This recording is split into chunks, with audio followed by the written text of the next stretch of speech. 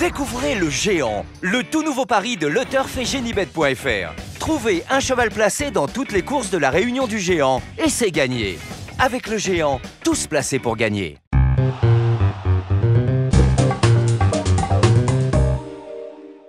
Bonjour à tous, bienvenue sur Paris Turf TV pour votre émission reçue 5 sur 5. Aujourd'hui, je reçois Mathieu Mortagne. Bonjour Mathieu. Bonjour Lucie, bonjour à tous.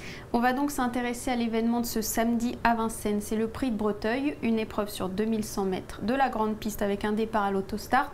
Je rappelle que c'est pour des 7 à 10 ans, ils sont 18 partants.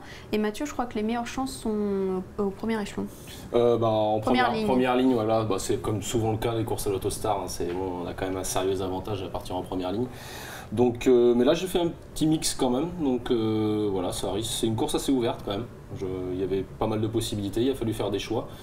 On a 2-3 chevaux qui quand même paraissent bien sortir du lot, mais je pense que pour des jeux, il faudra peut-être un petit peu ouvrir aussi quand même. Et bien justement, on va écouter votre sélection. Alors en tête l'As Unbridled Charm, ensuite le 3 Ustou, le 7 Verano du Renard, le 15 Vivaldo Bello, le 8 Ulula Bella, le 5 Upnani, le 10 Union des Prés et enfin le 2 Ukrain Vénézie. On va donc évoquer votre favori, c'est le 1 Unbridled Charm qui a été disqualifié de la deuxième place en dernier lieu. On va revoir sa ligne droite. Ouais, là on le voit, il se décale entre ligne droite, il avait...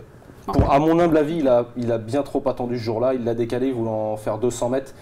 C'est un cheval qui a une longue accélération qui est très dure et là il l'a fait sprinter et là il va tellement vite qu'il ne sait plus où mettre les pattes et il vient à la photo, il vient presque gagner. Bon, il est viré après enquête parce que bon, ouais. Il ne trotte pas quoi, mais je pense qu'il a commis une erreur, c'est-à-dire qu'en montant, il a l'occasion de suivre le wagon de 3, il y va pas, il se fait couvrir et du coup il se retrouve plein de ressources jusqu'à l'entrée de la ligne droite et est obligé de décaler de 4 chevaux.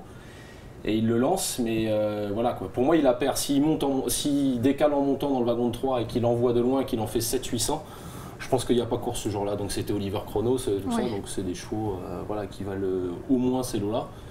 Bon, là, on lui donne encore une chance. Bon, il a tiré l'as. Ça, c'est un petit peu embêtant parce qu'on ne peut pas non plus le déborder en partant. Donc il va falloir qu'il pianote dans les premiers mètres de course, qu'il puisse décaler un peu à 2 pour pouvoir envoyer. Mais bon, voilà, c'est un cheval qui a un retard de gain. S'il a le parcours qui ne bouge pas, il doit gagner ça. Oui, puis il avait fait un très bon chrono sur ce parcours ouais, aussi. Voilà, il a déjà montré, il partait en deuxième ligne à cette époque-là. Il avait trotté 12 ou 11 et un peu en dessous de 12. Donc voilà, on sait qu'il les a dans les jambes. Il a le chrono dans les jambes. Donc voilà, s'il ne fait pas de bêtises, normalement c'est le cheval de la course. On le rachète.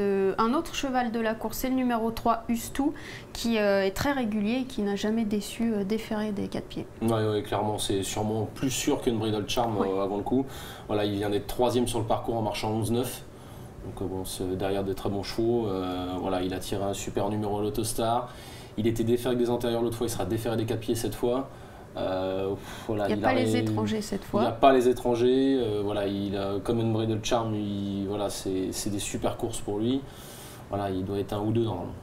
C'est une base solide et c'est un peu ce que pense son driver David Thomas qui s'est confié à Christophe Meyer. C'est une très belle chance, on l'écoute. Voilà, non, après bon, c'est toujours une question de parcours, mais le cheval est resté très bien. Le jour c'était une très bonne course, un très bon chrono. S'il répète cette course-là, il a une très belle carte à jouer. Première chance, David, c'est logique.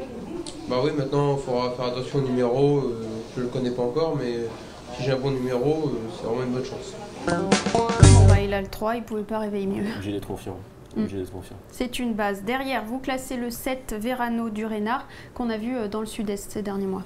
Ouais, il a eu un petit peu de mal à retrouver la bonne carburation et moi j'ai beaucoup aimé sa dernière course à Cagnes. En fait, il s'est retrouvé donné au vent en dehors d'un cheval comme Sirius de Buquet à Stéphane Galpa. Et il l'a fait forcer tout le long, faisant un peu le travail pour son compagnon d'écurie, Very Nice Marceau, qui rendait la distance ce jour-là. Et voilà, il a fait avancer la course justement pour l'autre. Et le cheval a craqué juste dans les 100 derniers mètres, mais il est 6e tout près. Mais moi, il m'avait surpris, j'ai dit, il court vraiment très très bien. Et c'est un cheval qu'on aime beaucoup sur les courtes distances. Oui. Et juste derrière cette bonne impression qu'il vient de laisser, il retrouve un 2100 mètres Autostar, où il est bien engagé, il aura Pierre Vercruis avec lui, il sera déféré les 4 pieds. Moi je pense que c'est un peu mon coup de cœur de la course, voilà. Même si les stats sur le parcours n'ont jamais été trop excellentes, Je trouve que la dernière course, moi, m'a beaucoup plu. Donc, si on effectue le déplacement... Oui, je pense. Ouais, mais voilà, j'attendais de voir quand est-ce qu'il allait recourir par rapport à cette course-là. Il s'avère qu'il est là sur sa distance. Donc moi, ça me plaît bien. Bon, bah c'est un petit coup de poker alors. Oui, c'est un petit coup de cœur. Voilà. Parce qu'il va quand même être joué, attention. Hein, ouais. C'est pas un coup de poker. Voilà, il fait partie des chevaux en vue de la course. Hein. Derrière, vous avez classé le 15 Vivaldo Bello, qui lui retrouve son bon niveau après une très longue absence. Oui, c'est un des frères d'Offshore Dream, entraînement de Thierry Duval-Destin.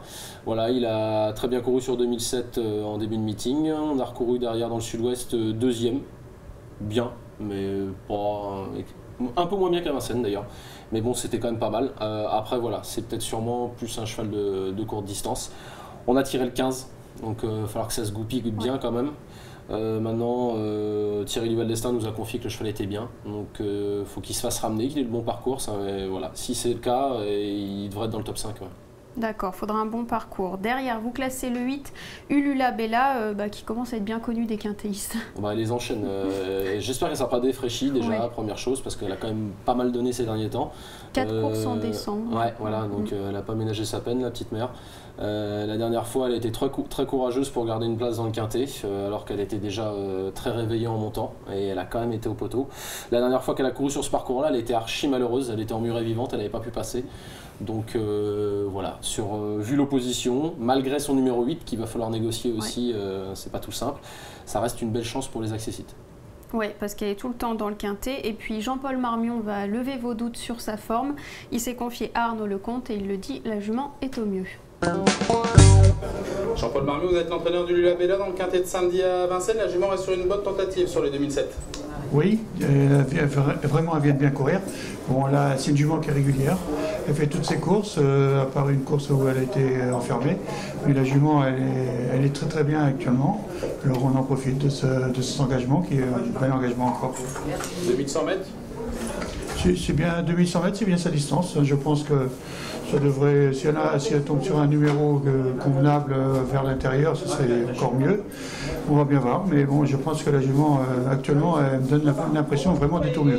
Un petit doute peut-être sur le numéro, comme vous l'aviez dit. C'est ça, il le souligne quand même, ce serait bien un petit numéro en dedans. Et voilà, elle a une chance, mais je ne la prendrai pas en base moi du coup. C'est vrai qu'elle est régulière, tout ça, mais avec le 8, faut voir. D'accord, puis on a déjà 2 bases assez solides. Oui, voilà, je pense. Ouais. Très bien. Et avant de conclure, eh bien, vous allez nous donner votre petite pépite pour cette réunion. Alors ce sera le 609 Afghan Barbé, pensionnaire de Christian Bijon. Cheval qui vient de très bien courir dans un quintet sur la petite piste sur 2100 mètres où il partait en deuxième ligne, il avait le 16.